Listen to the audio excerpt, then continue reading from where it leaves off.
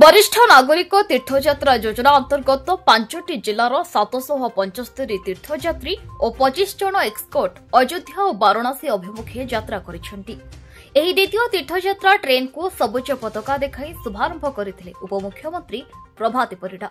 समस्त तीर्थयात्री को मां अधिष्ठात्री बुढ़ी ठाकुराणी पीठरू बाहरी पवित्र गंगा घाट, वाराणसी शैवपीठ, गंगा आलती, काशी विश्वनाथ परिदर्शन करेंगे। श्री रामलाल को सानिध्य लाभ कर निजर मनस्कामना पूरण कर फेरबे बोली कहिथिले उपमुख्यमंत्री। 5 राति और 6 दिन यात्रार सुखमय हेउ भली प्रभु जगन्नाथଙ୍କ ठारे कामना करथिले।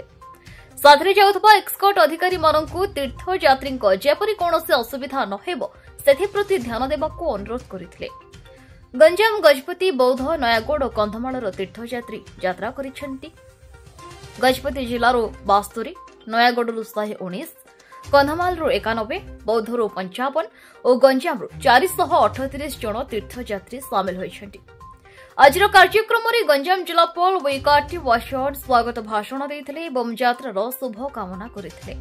ब्रह्मपुर आरक्षी अधीक्षक डॉ सर्वण विवेक एम, ब्रह्मपुर महानगर निगम कमिशनर प्रथमेश अरविंद राज सिरके, पर्यटन विभाग अतिरिक्त शासन सचिव डॉ रुद्र नारायण दास, जिला सभापति सरोज सावत मंचासीन थे। पर्यटन अधिकारी पार्थ सरथी हंसदा धन्यवाद अर्पण करथिले। तेबे सरकार को एभली योजना रे आमे तीर्थ करी निजको धन्य मने करूछु बोली खुशीर सहित कहिसेंती यात्रा करुथबा तीर्थयात्री। वरिष्ठ नागरिक तीर्थयात्रा ट्रेन प्रथम भुवनेश्वर जाइथिला, आज द्वितीयटी ब्रह्मपुर गला। एथिरे आईआरसीटीसी एवं पर्यटन विभाग समन्वय होउछि। जिल्लार जिलापाल तीर्थयात्री को घरु आनिबा, तांको राति रे रखिबा, पुणी तांको बुलेई नबा आउ पुणी आनिले तांको घर जाय छाड़ीबार दायित्व जिला प्रशासन तुलौछि। तेणु आज 775 जन, गंजाम 438, गजपति 72, कंधमाल 91, बौद्धर 55, नयागढ़ 119 एमती सर्वमोट 775 जन तीर्थयात्री जाउचंती।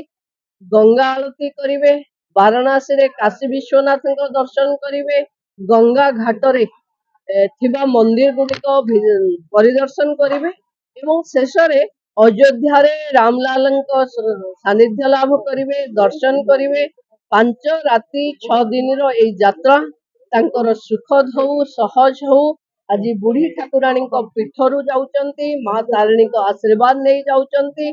प्रभु जगन्नाथ तांको यात्रा को सुखद एवं सरल करंतु, समस्ते सुस्थ ही यात्री माने फेरी आसंतु, यहाँ ही आमे कामना।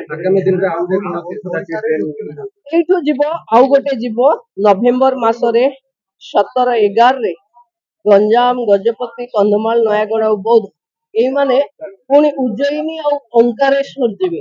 तेणु जो यात्री माने एथिरे सामिल हेई पारलेनी, मन खराब करिवार नहीं, एमाने महाकालेश्वर दर्शन करबा को जे।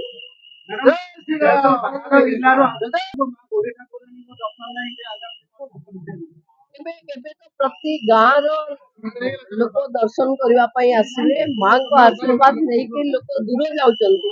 तेणु आशीर्वादटा दरकार सेति बळे हुए जेबे दूर यात्रा हुए। तेणु मां को आशीर्वाद रे समस्तन यात्रा सहज और सुखद हो, यहाँ प्रार्थना।